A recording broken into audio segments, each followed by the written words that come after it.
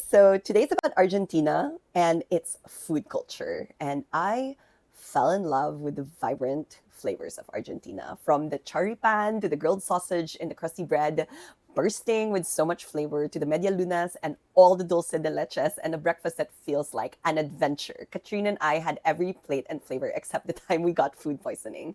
And their passion for sweets, from the creamy alfajores to the artisanal ice cream, taught me that joy can come in little sweet moments. And let's not forget all the empanadas that we have, and each one a pocket of a little bit of history, maybe. And learning to savor these foods reminded me that eating is about nourishment, but also about connection with people and places, and probably yourself. Hi, it's Tisha Lina, and I hope that you enjoyed this little vlog of mine about Argentinian foods. And here are my top highlights of what we had in Argentina. The first thing we ever ate were the medialunas and the dulce de leche. So that was the first day we had a lot of bread. I came from an extremely long no sugar diet. I was diagnosed with something and I really could not have sugar. So I didn't have sugar for maybe 3 or 4 months. That was the first time. So I think I upset my stomach, so I got food poisoning. Katrina and I had everything. So I had coffee, I had everything in that plate, and we had so much fun. And it was in this place called Cafe Tartini, which was quite famous.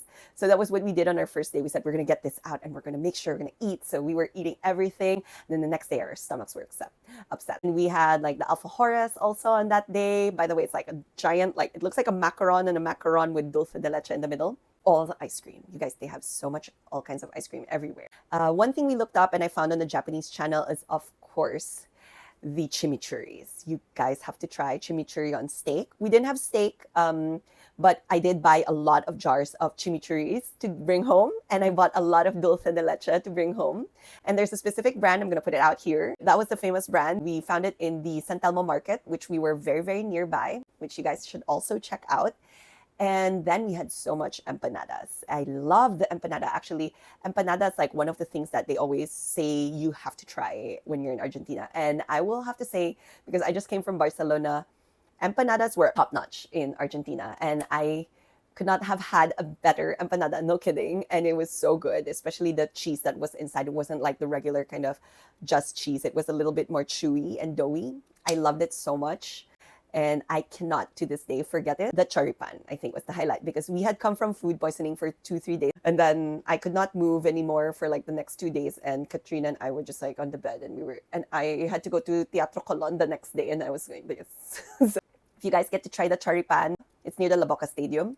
And they say that's where the best choripan is, and the price is really good. And I do agree. We had so much fun eating it, and you put the chimichurri sauce on it. And so if you guys are ever there, La Boca was definitely like one of my top places in Argentina. I hope that you guys can visit it if you ever are in Argentina there.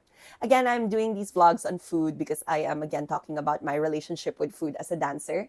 And maybe if there's one takeaway I can give you guys about Argentina, is that they love to eat and savor food. And just like Spanish people, when we went to Barcelona, they love to sit down and they love their fiestas and they love to just like enjoy food and its flavors. So I do hope that you enjoy all the flavors of Argentina if you're ever visiting Argentina.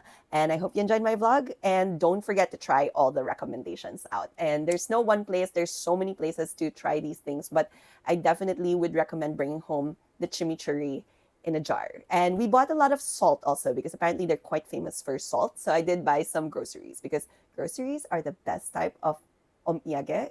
In Japanese, we call it omiyage, or in Filipino, we say pasalubong. So I hope you guys enjoyed this vlog. Thanks, guys. I will see you till the next one.